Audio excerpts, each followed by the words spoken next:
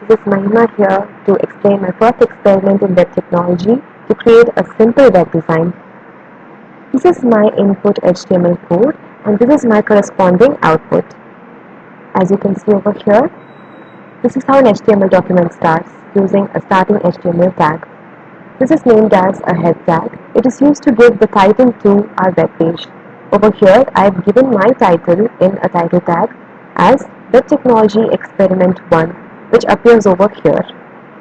The next tag we're going to see is meta tag, and over here, as you can see, I've given the tag set as this and the meta name as viewport, and this content here is used to provide based on the width of the device.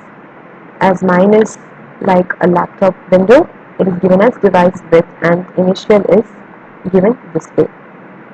Okay, and this is how you close a tag by providing a front slash. The next tag is named as a body tag. It's used to give the body contents of the web page. As you can see, whatever I've typed over here appears here as the output. The next tag is named as the header tag, and this ranges from h1 to h6, and as the value keeps increasing, the size of the text keeps decreasing.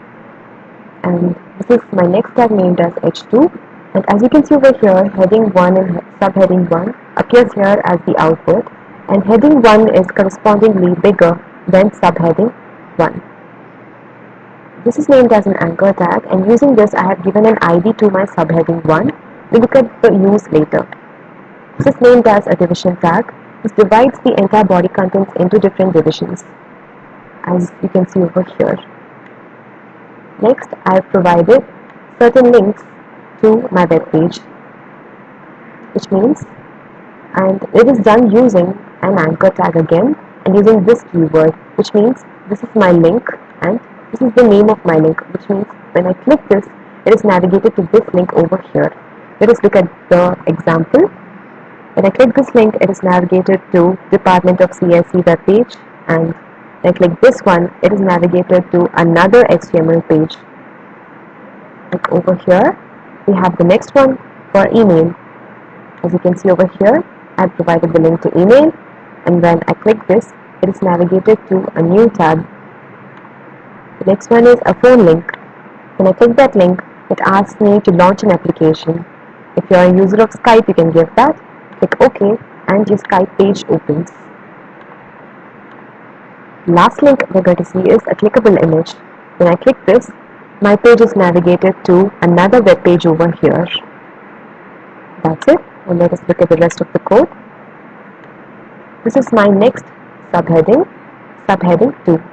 And I've given a paragraph over here which appears over here. The next tag is named as the division list tag, using which you can define any terms or words you want to.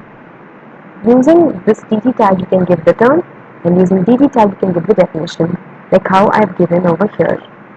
And this is my corresponding output, the term and its definition.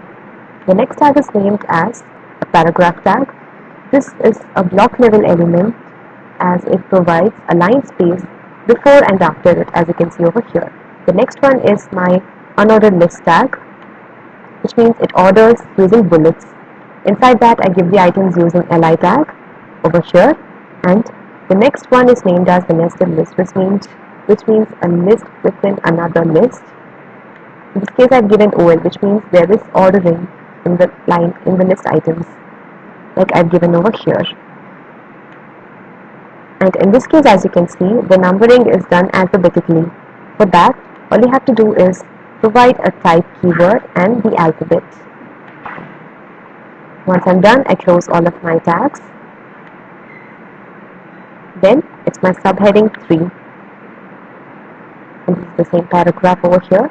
Now let us look at how to create a table in HTML. It is done using a keyword named table, and this keyword is provided to give border to the web page for the table. tr is used to provide the values according to the rows, and td is used to provide the values for each cell of each row. As you can see, I've given my values, and in this case, as you can see, 4 rows are merged. In that case, we use a keyword named as row span. That's it. Let's look at the next row. In this row, as you can see, the two columns and three rows are merged. In that case, we use two keywords, code span and row span. That's it, my table is created. Over here I've used a center tag to provide the text in between, in the middle of my cell. That's it, I close all of my tags. Span tag is named as an inline 11 element, which means it doesn't divide the web page into different divisions and all. The output is provided in the very same line. Over here again I've given a link, and in this case I've given a hash and the ID name we had given before.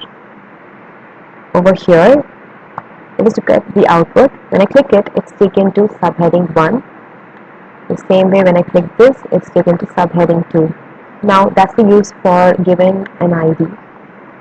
As my body is done, I close it using a body closing tag, and as my code is done, I close it using an HTML tag. That's all for today, guys. Thank you for watching. Hope you all enjoyed.